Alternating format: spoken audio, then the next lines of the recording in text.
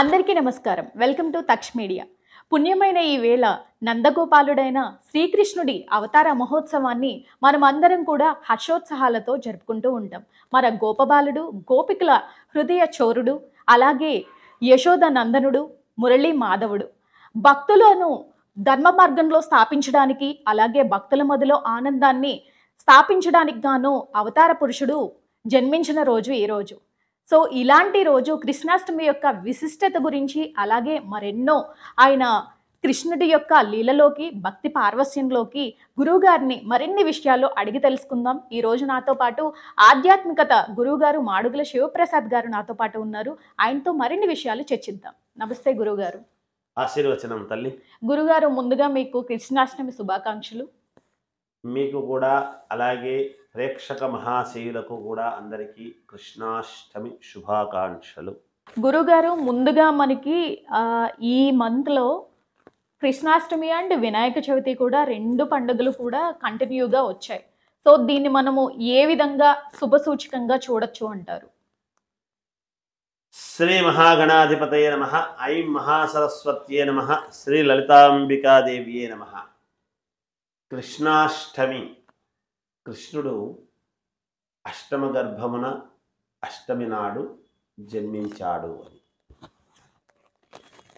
సరే, ఎందువల్ల అనేటువంటిది సర్వ ప్రపంచానికి తెలుసు. అష్టమ గర్భములో పుట్టడం, అది చెరసాలలో పుట్టడం. అవును, ఒక రకముగా అలా పుట్టి మామూలుగా యశోదమ్మ దగ్గర పెరగటం, దేవకి వసుదేవులకు పుట్టటం, సరే యశోదాదేవి దగ్గర పెరగటం జరుగుతుంది అని. కృష్ణుడు భగవంతుడు, భగవద్గీత అంటే భగవంతుడి యొక్క గీత మనకు యావత్తు ప్రపంచానికి ఎలా ఉండాలనో ఒక రాత గీత రూపములో చెప్పినటువంటి మహనీయుడు శ్రీకృష్ణుడు. అవును. ఏది ధర్మము, ఏది అధర్మము, అధర్మము ఉన్నప్పుడు ఎలా చేయాలి, ఏమిటి అనేటువంటిది, ఆ అధర్మాన్ని కాకుండా ధర్మాన్ని ఎలా నిలబెట్టాలి అనేటువంటి దానికి ఎక్కువగా కృషి చేసి మనకు ధర్మ మార్గమును నడిపించడానికి చూస్తాం. అటువంటి కృష్ణ జన్మాష్టమి అనేటువంటిది జన్మాష్టమి. అలాగే మనము గోకులాష్టమి, మనం అన్నీ చెప్పుకుంటాం పేర్లు. అవును. ఈ కృష్ణాష్టమి అని అనగానే సరే కృష్ణాష్టమి రావచ్చును, శ్రావణ మాసములో వెంటనే వినాయక చవితి పండుగ రావచ్చును. పండుగలు తిథుల ప్రకారముగా వేటిది అనుకూలంగా వాటి ప్రకారముగా వస్తాయి. ఇంకా ఈ మనం ప్రతి సంవత్సరము ఇది మామూలే. అవును. ఇది ఏమి ఇవాళే కొత్త కాదు. అయితే ఒక్కొక్కసారి అనుకూలమైనటువంటి వారాలు, తిథి, నక్షత్రాలు పడతాయి. అలాంటి వాటిల్లో విశేషాలు ఏమిటి అని మనం చూసుకుంటాం. దాంట్లోనే ఇప్పుడు కృష్ణాష్టమి అనేటువంటిది కూడా మనకు ఇప్పుడు ప్రారంభమవుతున్నది, వస్తుంది, మనవి ఇప్పుడు జరుగుతుంది. ఈ కృష్ణాష్టమి అనేటువంటిది శ్రీకృష్ణుడి యొక్క అనుకూలాలు ఏమిటి, మనం ఆ రోజు చేసుకోవాల్సినటువంటి విధి విధానాలు ఏమి, ప్రతి వాళ్ళు ఏం చేస్తున్నారు కృష్ణాష్టమి అని అనగానే అంటే ఇంట్లో కృష్ణుని పూజ చేసుకోవటము, కుచేలుడు అటుకులు తెచ్చిచ్చినాడు కాబట్టి కృష్ణుడికి అటుకులు అనేటువంటివి ఇష్టము కదా అని పెట్టుకోవటము, అలాగే యశోదమ్మ దగ్గర వెన్న తిని పెద్దవాడు అయినాడు కాబట్టి వెన్న ముద్దలు తెచ్చి పెట్టటము, అలాగే ఇంట్లోకి చిన్న పిల్లవాడి రూపంలో లోపలికి వస్తాడు అని పాదాలు కృష్ణయ్య పాదాలు అని ఇంట్లోకి వేసుకోవటము, బొమ్మల కొలువులాగా చేసి పిల్లలను కూడా కృష్ణుడి వేషాలతో మురిపింపజేసేటువంటి ప్రతి తల్లి కూడా తాను యశోదాదేవి అనుకొని కృష్ణుడు తను కొడుకు అనేటువంటి భావనతో అలా ఇంటికి పిలుచుకోవటము, ఇంట్లో ఇవన్నీ కూడా అలంకారాలు చేసుకోవటము, వీటిల్లోనే మనము మొట్టమొదటి నుంచే కూడా జరుగుతూ ఉండేటువంటి విధానం. అసలు చేసుకోవాల్సినటువంటి విధానాన్ని మర్చిపోతున్నాం. ఏమిటి? గోకులాష్టమి అంటున్నాం. అవును. గోవులను పూజించుకోవటము లేదు ఆ రోజు. మనం యాదవులను మనము గౌరవించుకోవటము లేదు ఆనాడు. మనము దీనికి యాదవ కులములో కదా కృష్ణుడు. అవును. మరి యాదవులను మన స్నేహితులు యాదవుల్లో ఉండేటువంటి వాళ్ళను పిలిచి మనము వాళ్ళతో ఆనందముగా గడపాలి అనేటువంటిది ఉండాలి కదా. నేను మామూలుగా చెప్తున్నాను కాదు. కృష్ణుడు అని అంటే మరి కృష్ణుడు పుట్టడం యాదవులు యాదవులందరూ చేసుకుంటారు కదా అంటే యాదవులందరూ చేసుకుంటారు. కానీ గోవులను పూజించుకోవాల్సినటువంటి అవసరము ఆవశ్యకత ఆ రోజు ఉన్నది. ఎందుకు? ఈ శ్రీ మహావిష్ణువే, ఈ కృష్ణుడైనటువంటి శ్రీ మహావిష్ణువే పుట్టలో ఉంటే ఆ గోవు పరమశివుడే కాబట్టి వచ్చి పాలు ఇచ్చి వెళుతూ ఉంది అనేటువంటిది మనకు ప్రామాణికం ఉన్నది. అటువంటి గోవులను మనము పూజించుకోవాలి కదా ఈరోజు. అప్పుడు కదా కృష్ణుడికి ప్రీతి చెందుతుంది. ఆ గోవును పూజించటము వలన ఆ రోజు మనం ఎప్పుడో గృహప్రవేశాలు అయితే గాని గోవును పిలుచుకోవటం లేదు. అప్పుడు మనము గోవుందా ప్రతి వాళ్ళను పరిగెత్తిస్తున్నాం. అపార్ట్మెంట్ సంస్కృతి ఉంది కాబట్టి లిఫ్ట్లో పై వరకు తీసుకెళ్ళలేము కాబట్టి ఆ గోవులను మనం కిందనే ఆవు పంచితము తీసుకొని ఏదో సరే చల్లుకుంటున్నాము అనేటువంటి భావనతో వస్తూ ఉన్నారు. కనుక ఈ సమయంలో గోవును, ఆవు పంచితము, ఆవు పేడ ఇవన్నీ కూడా తీసుకొని ఇంట్లో శుద్ధిగా అలుగుకొని శుభ్రం చేసుకుని గోమాతను పూజించటానికి అది మన దగ్గరికి రానక్కర్లేదు, మనము దాని దగ్గరికి వెళ్ళటం అనేది సాంప్రదాయము. ఆ గోవులు ఎక్కడైతే ఉంటాయో అప్పుడు ఖచ్చితంగా కృష్ణుడు అక్కడ ఉంటాడు. అందుకే గోశాలలో ప్రతి చోట కృష్ణుడు విగ్రహం పెడతారు చూడండి, ఖచ్చితంగా పెడతారు. అందుకని ఆ గోవును పూజించుకోవాలి. గోవును ఆద్యంత పర్యంతము ఆ రోజు పూజించుకొని తర్వాత ఇంట్లో చేసుకునేది ఇంట్లో చేసుకుంటాం, తప్పకుండా ఇంట్లోనూ చెయ్యాలి. గోవును ఆరాధించాలి. యాదవులను మనము గౌరవించుకోవాలి. ముఖ్యముగా యాదవ కులాన్ని ఎప్పుడైతే మనం యాదవులందరినీ మనం గౌరవించుకుంటామో కృష్ణుడు ప్రీతి చెందుతాడు. ఏమి చేస్తే భగవంతుడు ప్రీతి చెందుతాడు, ఏమి చేస్తే భగవంతుడికి మేలు జరుగుతుంది, ఏది చేస్తే మనము చేసేటువంటి చర్యల వలన భగవంతుడు ప్రీతి చెంది మనకు అనుకూలాలు ఇస్తాడు అనేటువంటిది ఉన్నది కదా. మరి అందువలన ఇవి చేసుకోవాల్సినటువంటి విధానాలు అని నేను తెలియజేస్తూ ఉన్నాను యావత్ ప్రజానీకానికి అందరికీ కూడా. కనుక గోమాతను పూజించండి.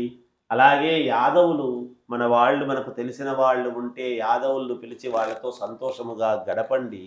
వాళ్లకు ఏదైనా వస్త్రాలు లాంటివి గనక మనం ఆనాడు పెట్టుకున్నాము అంటే యాదవులకు శ్రీకృష్ణుడు ముందు మనం పెడతాం. ఎంతసేపు మన పిల్లల్ని శ్రీకృష్ణుడు, మళ్ళీ భర్త కృష్ణుడు వేషం వేస్తే ఏ స్త్రీ ఒప్పుకోదు. భర్త రాముడిలాగా ఉండాలి, కొడుకు కృష్ణుడిలాగా ఉండాలి. ఇది మన తెలుగు వాళ్ళ యొక్క గొప్పతనము. అంటే అది నేను మామూలుగానే చెప్తూ ఉన్నా, ప్రతి తల్లికి కూడా పిల్లవాడిని కృష్ణుడి వేషాలు వేస్తూ చిలిపి చేష్టలు చేస్తే సంతోషిస్తారు, కానీ భర్త కృష్ణుడి వేషం వేసి వస్తాను అంటే మాత్రము రోకలి బండ మన దగ్గర రెడీగా ఉంటుంది. అందువలన ఆ రోజు మనం ఏదో చమత్కారం కోసం చెబుతాము, కానీ శాస్త్ర ప్రమాణముగా అయితే గోవును ఆరాధించాలి. ఆ గోవును ఆ రోజు పూజించండి. గోవును పూజిస్తే తప్పకుండా కృష్ణుడు మనకు అనుగ్రహిస్తాడు.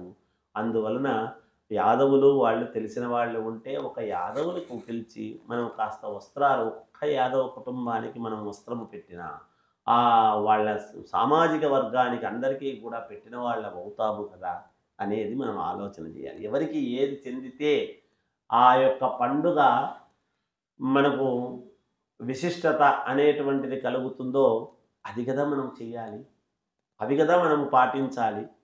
సాటి వాళ్లను మనం గౌరవించుకోవాలి కదా. అందువలన ఇది కృష్ణాష్టమి అనేటువంటి రోజు వెన్న, పాలు మామూలుగా మనం ఏదో ఒక రకంగా తోడు పెడితే పెరుగు అవుతుంది.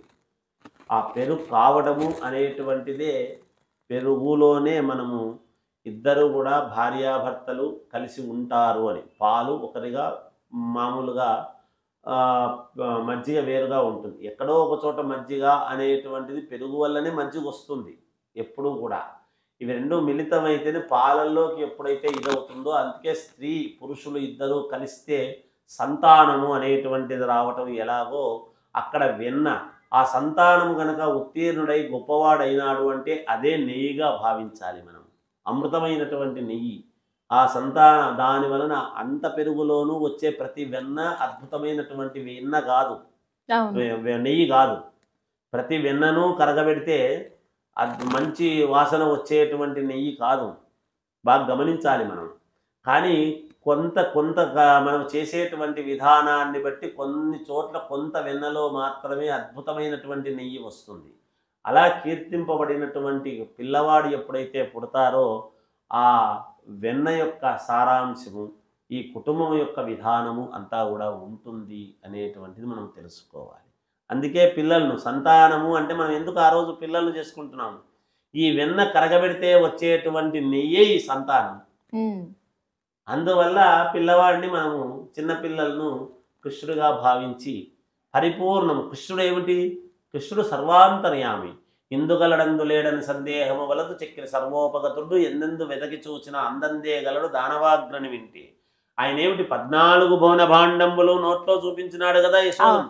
అమ్మా తమ్ముడు మన్ను తినేను అంటే ఏది నాన్న నీ నోరు చూపించు అంటే 14 లోకాలు లోపల చూపించినాడు.